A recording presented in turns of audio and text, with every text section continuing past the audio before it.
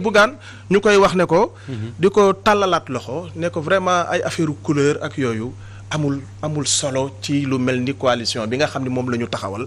coalition bi nga xam ne askanu Sénégal mën naa wax ni 80% askanu Sénégal am na ci yaakaar. mais bu amul woon solo couleur yeeg yooyu noonu lu tax tànnu leen beneen couleur kon.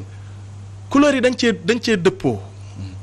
parce que couleur parti socialiste moo gën a fës couleur Pastef les patriotes gi ngeen bokk daanaka yooyu ñoo gën a fës ci coalition bi aussi pourquoi tànnu leen yeneen couleur au lieu de ouais, mais on aurait pu choisir d'autres couleurs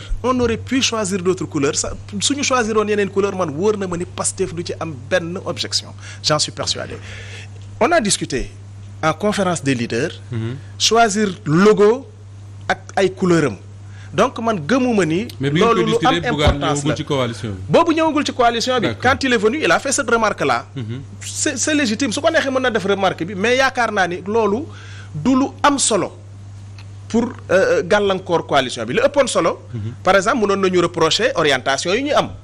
ci coalition bi mënoon nañu reprocher certaines orientations et cetera mais bu fekkente ni couleur kese la mais ñun bi ñuy choisir vert jaune rouge. couleur u Sénégal ñun ñi ñëpp kenn fekkewu ko tous nous sommes d'accord ci couleur u drapeau yi n'est-ce pas bi ñuy choisir hymne bi fekkewuñu ko on est d'accord tey jii bu ñuy tëgg hymne bi ñun ñëpp dañuy noppi jóg taxaw équipe nationale bu ñuy tëggal hymne bien que sax ñun ku ci nekk am nga ci réserve man am naa réserve ci hymne national u Sénégal bi parce que wax dëgg yàlla hymne boo xam ne bu ñu koy tëgg yow doo yëg yenn yëg yi ça pose problème waaye ça ne m'empêche pas d'être sénégalais d'être profondément sénégalais et de croire que dëkk bi ñun ñëpp ñoo ko bokk dañoo war a ànd pour defar ko. alors Pape Makhtar ban analyse la ñuy def kon ci enfin day difficile mën a la position de Bougane parce que il va parler fii ak ay 15 minutes su fekkee respecté nañ heure mais en tout cas lii xeeñ mooy ñii nee nañ du signé ak réserve moom nee na il a signé ak réserve suñu defu ndànk fii ak 20 heures dinañ ñu annoncé ne Bougane bàyyi na. mais enfin je suis pas mauvais de bon oiseau de mauvaise équipe comme on dit mais loolu laay njort quand même. évidemment parce que tey jii Bougane bu ñuy jëlee seen terme ak seen expression. dafa nar a yeewu yi boppam parce que gars dañu ko bëgg a tënk ci ay couleurs peut-être ak ci benn slogan boo xamante ne peut-être àndu si. mais lan moom si xaw a jaaxal mooy en fait. ñoom leader yi nekk tey jii ci coalition bi. au départ amuñu woon confiance ci Bougane Gueye Dany. dès le départ et je trahis un secret. boo xoolee ñu initier coalition bi. ñoom benn point d'accord bu ñu amoon. ci njëlbeen bi mooy Bougane nekkul koo xamante ni ku wóor la. ah oui. ba ma gisee Bougane ci seen coalition je me suis posé des questions. lan moo ko fa war a indi et puis koo xamante ni y a une semaine de cela yéen a kii ay mbiram wóorul bu ñuy def coalition ñun ñëpp d'accord nañu ni peut-être du ñu ànd ak moom kooku bu ñëwee tamit. il fallait s'attendre à ce que ñu am yenn problème yi man xamoon naa ni première problème bii njëkk am si moom lay jóge loolu moom c'était sûr c'était évident. parce que méfiance amoon na déjà. méfiance amoon na suspicion amoon na. suspicion moom balay coalition bi di judd dafa am ñoo xamante ni ñoom wóolu woon tuuti nañ seen biir mais am na ñoo xamante ni peut-être wóoluñu leen peut-être gis nañ démarche bi peut-être aussi am na yenn mbir yoo xamante ni ñoom ñoo koy reprocher mais ce qui est sûr ñu initier coalition Yewwi Askan bi. au départ waxtaan naa si ñu bëri. position boobu nañu amoon ci Bougane beneen mbir bi nag. man je comment il l'explique pourquoi ñu war a am suspicion boobu si Bougane. mais gis nga loolu bon mënu ma ko xam peut-être xam nga ku nekk ak say raisons rek peut-être aussi niveau information ñoom yi ñuy yor man yoruma ko. mais ce qui est sûr moom loolu moom un fait la boo xamante ni yaakaar naan duñ ko weddi. te duñ ko sax weddi parce que loolu moom dañ ko toog waxtaanee ko du ñoom ñëpp dañ si taxaw ñu ni ki am na ñoo xamante ni. wóoluwuñu leen te si ñu wóoluwuñu Bougane Gueye Dany si la bokkoon. d'accord. sinon aussi beneen mbir bi bon je pense que ni nit ñi aussi bu nekkee dañuy dem ci coalition boo xamante ni dañuy fexe ba yeewi askan bi waruñu tënk askan bi. tënk askan bi mënut a weesu ngeen leen da ngeen di jël couleurs yi ñu imposer ko parce que couleurs yi man gisuma ci importance boo xamante ni war na tax nit ñi di am ay xaajaloog ay jiixi jaaxal. bu nekkee objectif bi mooy fexe ba Sénégal ak sénégalais yi mën a soppi wala seen condition de vie ak d'existence ñu soppi ko. yaakaar naa ni forme bi war nañ si mën a bañ a discuter. war nañu mën a def ay concessions mutuelles ñi nga xamante ni ñooy majorité yi ni lii de comme coûtewuñu dara bu nekkee coûtewuñu dara. comme image yi wala li mu tudd couleur yi amul benn mbir bu am solo. Sénégal moo ko ëpp solo. war nañu mën a def ay concessions. concession bi nag. ñaari côté yëpp nañ koy xaar. oui justement est-ce que mënuñu woon xaar ci Bougane mu ñëw ne bon de toute façon les couleurs ne me plaisent pas mais comme fekkee ma waxtaan beeg yooyu je fais nu ñu koy abstraction de tout ça. Absolument je fais avec mënoon nañ ko xaar ci Bougane comme mënoon nañ ko xaar aussi ci grande majorité bi. ñu ni ko dégg comme léegi yow couleur bi tax na nga nar a génn coalition bi wala ngay signer ay réserves. mais kay ñu dugalal la sa couleur bi nga ci bëgg. on essaie d'évoluer parce que li ñu soxla ëllëg mooy fexe ba Sénégal bi naat. mooy fexe ba Sénégal bi nga xamante ni peut-être dañ koo tënk. ñu yeewi ko te bu ñu koy yeewi dañuy soxla ku nekk. day mel ni maçon bi tabax parfois brique bi dina ko dagg ci digg bi parfois dina ko dagg ci un tiers. d'accord du jël ay briques pleines rek di superposer. d'accord alors Georges bi ñu ciy mujjee waxtaan yaa ngi doon wax ne bu ñu yeggee ci investiture yi on verra que ça risque d'être très compliqué pour une grande coalition comme ça mais finalement jarul ñuy àgg ci investiture yi couleur yi rek mi ngi koy commencer enfin mi ngi commencer di indi ay jafe-jafe du ma ne mi ngi koy commencer tas quand même.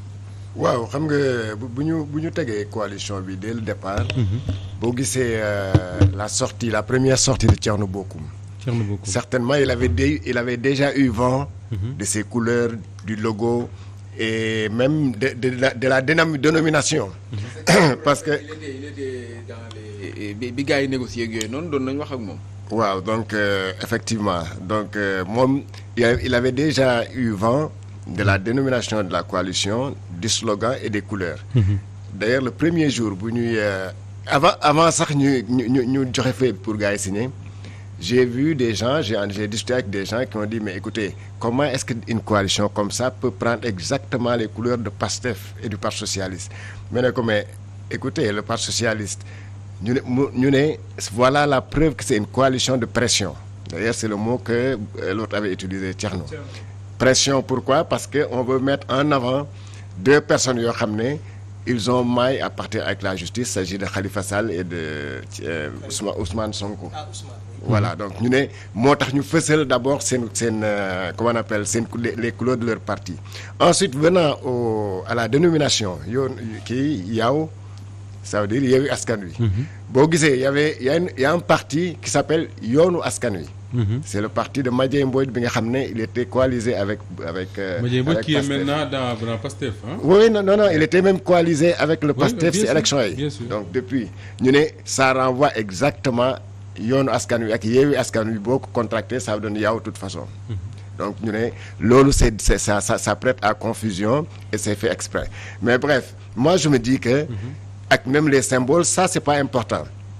Ici je crois que c'est le contenu qui est important et bi nga wax léegi à propos des investitures je crois que si réunion bu leader yi am tey ils ont posé ce problème des investitures. Oui. Comment est-ce qu'on doit faire pour maanaam ay investitures yoo xam ne véritablement ku nekk di nga si gis sa bopp mais sans pour autant que mu am des tiraillements loolu bokk na si lu ñu signé tey ci seen conférence des leaders bi. Donc loolu je crois qu'ils ont trouvé même des points d'accord sur ça parce que chacun a signé. Tey moom je m'attends pas à ce que Bougane def déclaration dire que je reste dans la coalition il va quitter ça c'est sûr parce que boo gisee les termes c'est bien signifié que après la signature de Bougane sous réserve les leaders ont dit que duñ si génnee dara duñu changer logo bi duñu changer couleur yi duñu changer aussi l'appellation. Est-ce que nekk ñu sax di ko njëkkentu déjà que Bougane bu toogee ni peut-être mën na démissionner ñu teel a anticiper ci li mu nar a wax mooy bind ba nga xam ne buñ ko bu génnee du parce que ñoom ils savaient effectivement que Bougane allait partir moo comme li Pape Mokhtar wax léegi donc ils le savaient moo tax seen communiqué bi ils ont bien dit que à part lui Bougane sur les 23 partis et mouvements qui constituent la coalition ñoom ñëpp àndoon nañu signé il y a que lui qui avait signé sous réserve et réunion bi tey dañu ne on maintient tout ce qu'on a dit et on ne changera rien de cela. Donc si Bougane veut il reste s'il veut il quitte. D'accord Georges ci ay élections locales la ñu jëm souvent da ngay dégg ñoom les leaders politiques du pouvoir comme de l'opposition ñu naan way réew mi war naa tax ñu def sacrifice nangam ak nangam là on va élire des Sénégalais ñu war a jiite ay mairies éliruñ ay couleurs éliruñ ay logos éliruñ ay slogans mais est-ce que finalement kenn warul dax ne moi je fais comme a dit Pape Mokhtar je fais avec peu importe les couleurs picc bu la neexee ñu def nag peu importe. Sénégalais ils vont voter duñ voter ndax picc moo ci nekk wala vert la wala rouge la. moo tax ils vont voter parce que y a Issa Tine qui va être maire. ou bien y a Pape Mokhtar qui va être maire. moo tax ma ne la ici c'est le contenu. et pas le contenant. Oui. C'est le contenu qui est important c'est-à-dire les couleurs peu importe peut-être boo demee dans certaines localités bi ñu defee investiture yoo pare. les gens prêteront même pas attention aux couleurs. Qu'elles soient blanches, qu'elles soient noires, qu'elles soient, je crois que Cheikh Bamba Dièye wax na ko fi démb. loolu ça n'a pas d'importance. L'important c'est quoi? C'est que bu ñu demee def seen investiture dans certaines localités, dans les différentes, comme ils l'ont dit, ils vont dès demain ils vont commencer à implanter la coalition dans toutes les communes du Sénégal et dans tous les départements. Donc ça c'est le plus important. Bu ñu demee di implanter cette coalition là dans les départements, dans toutes les communes. Mais les populations seen yoon nekkul ci couleur yi. C'est plutôt comment faire pour avoir de bonnes investitures. Et encore je le répète, c'est pas forcément ñi bokk ñu signer les partis et les mouvements qui ont signé la coalition ñooy ànd dans toutes les localités. Ils verront peut-être dans certaines localités ñoo xam ne signé wuñu fii ñëw ne on sera avec vous dans telle localité. C'est très possible. Alors Sare les difficultés yi mi ngi noonu tey jii pour yéen lan moo war a nekk la porte de sortie, revoir les couleurs wala boog taxaw fi li Issa Tine wax sànq Georges dëggal ko que ni on ne change rien, on ne change même pas une virgule, ku bëgg a signer ak ay réserve nga dem sa yoon. Moi, je considère que nous ne devons pas nous attarder sur de la cosmétique. Non, c'est de la cosmétique. Franchement, ay couleurs. Non, franchement, ça moom vraiment bëgguma ñu tardé ci. Nañu wax ci lu ëpp importance mooy le contenu, comme l'a bien dit Georges, de cette coalition-là. Par contre, bëgg naa intervenir un tout petit peu, réagir un peu ci waxi Pape Makhtar Diallo bi. Peut-être que moom am na lu mu xam loo xam ne man xamuma ko et Dieu sait que je suis dans le secret des dieux ah. Franchement ci coalition bi am na lu bëri lu ma ci xam bu ma xamul lépp tamit jusque dans les moindres détails. xam naa ni ñu ko négocier ba mu taxaw. Franchement musuma dégg benn yoon. et ça Dieu m'est témoin musuma dégg benn yoon fu ñu taxawee wax ne on n'a pas confiance en Bougane par exemple musuma ko dégg. doo ko dégg mukk. peut-être man dégguma ko. mais en vérité. li am ba am moom mooy àndu nawle. moo war a lal suñu coalition bi. te nag wax dëgg yàlla nawlante mooy ku nekk nga reconnaître ko ay gis-gisam Bougane su fekkante ni moom jàpp na ni lii lu am importance la nañ ko nangul waaye ñun li ñu jàpp ne mooy suñu lu ëpp importance. mooy contenu wu coalition bi fexe ba ni ma ko waxee léegi réduire Benno Bokk Yaakaar à sa plus simple expression. loolu moom mooy suñu gis-gis mais vraiment di taxaw di wax ay affaire couleur. loolu moom franchement ça va pas nous intéresser. Pape Makhtar après Issa oui. Moustapha xam nga lan moo tax du ma. ban Moustapha man wala Diop. les deux waaw les deux. xam nga lu tax du ma d'accord que ni cosmétique la. parce que le choix des couleurs aussi nañu waxante dëgg n'est pas neutre. ñëwuñu ni dañuy jël ay couleurs comme ça nii rek teg ko donc bu nekkee ñoom ñi nga xamante ni ñoom ñoo initier coalition yi. couleurs yi am na solos boo xamante ni dañuy toog tànn ay couleurs. kenn aussi mën nañ ko accepter que couleurs yooyu tamit mu mun si accorder importance boo xamante ni bi wax la. bien sûr donc je crois que ni bu nekkee prétention yi nga xamante ni ku nekk da koy am. mii ñi nga xamante ni ñoom ñoo ne ci coalition mii Bougane bu nekkee prétention yooyu noonu romb na ay prétention nekk dëgg ci ñoom war nañu mën a fàtte seeni bopp.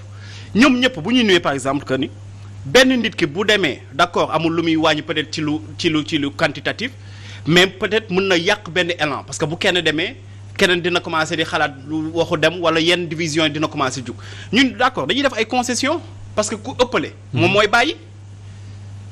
couleur amul solo Sénégal moo am solo Sénégal nañuy teg ci kalam mais léegi autant retirer toutes les couleurs et mettre les couleurs de la balle au centre. mais c'est ça. Oui. Donc je pense que ne bu nekkee ni dañuy def loolu la balle au centre. oui waxtaanee waat couleur yi sur le juste milieu. pas waxtaan sax mais ñu jël benn couleur par exemple bu neutre boo xamante ni dañuy ni couleur bi moom kenn du ci xalaat ni dañ koy def parce que politique la mais boo gisee première couleur Yewwi Askan bi mais première image bi njëkk ñëw ci yow mooy Pastef. oui wala taxawu Ndakaaru. wala taxawu Ndakaaru non. booy xool image ñun ñëpp dañuy analyser parce que y a les couleurs. oui te couleurs yooyu quand même gisoo ci couleur u Sénégal parce que y a le vert y a le rouge. non on y voit vert boobu du y a que le jaune qui manque parce que le vert et le rouge sont des couleurs du Sénégal. pour dire que ni vraiment couleurs yi bu naree doon source de problème war nañu mën a teg couleurs yi ci suuf te jiital li nga xamante ni moom ngeen wax maanaam Yewwi Askan te askan bi effectivement dañoo sonn. allez-y c'est oui non en vérité moi je crois que li ma waxoon léegi rek fa laay dellu si waat problème mu couleur bu fekkonte ni reculer woon nañu ci loolu mais n'importe quelle autre formation mën na ñëw tegaat ci kaw table bi d'autres revendications. Par exemple keneen mën na jóg ne kat man seen picc mi neexuma dugalal leen ma fi benn fas wala benn gaynde wala Pastef mënoon na ni man sama segg gi ma yore nañ ko def comme logo donc gis nga franchement moo tax ma ni c'est des choses superficielles. bu fekkoon dafa am ñoo xam ne ci Sénégal ci ñenn ci ñoom en tout cas li ñu jàpp moo di ne. li ñu bëgg mooy presque entre guillemets jaxase leen ak askan bi dañuy teg seen ay mbir yoo xam ne bu ñu ko tegee ba pare soit da ngay bokk wala bokkoo askan bi ne bon tu es avec le pouvoir di la diaboliser même si réseaux sociaux yi am nañ ñoo xam ne pourtant ñi ngi ci pression boobu noonu mooy lan damay dugg ci coalition bi pour que juste gars yi félicité ma parce que xëy na bu ma ci bokkul dinañ jàpp que ni je suis avec Macky Sall. non attends ñun xalaatee wuñu noonu. ñun moom jàpp nañu ne jusqu'à la preuve du contraire Bougane est dans l'opposition jàpp nañ ne ñi nekk CRD ils sont dans l'opposition jàpp nañu ne ñi nekk Jotna ils sont dans l'opposition ñoom ñëpp may nañ leen ko. musuñoo xalaat par exemple comme ni ko Pape Makhtar Diallo waxee franchement dama koy dëggantaana musuma dégg kenn ci coalition bi muy les leaders ou bien les responsables des différentes formations politiques ku ci taxaw di wax ne Bougane wóoluwuñu ko. non loolu doo ko dégg Moustapha parce que loolu. dañ ma koy nëbb mën la je trahis un secret. loolu d'accord ok entre ñoom ñi nga xamante ne ñoo initié. bon man de toute façon aw ma xalaat boobu. alors Pastef amuñu xalaat boobu franchement.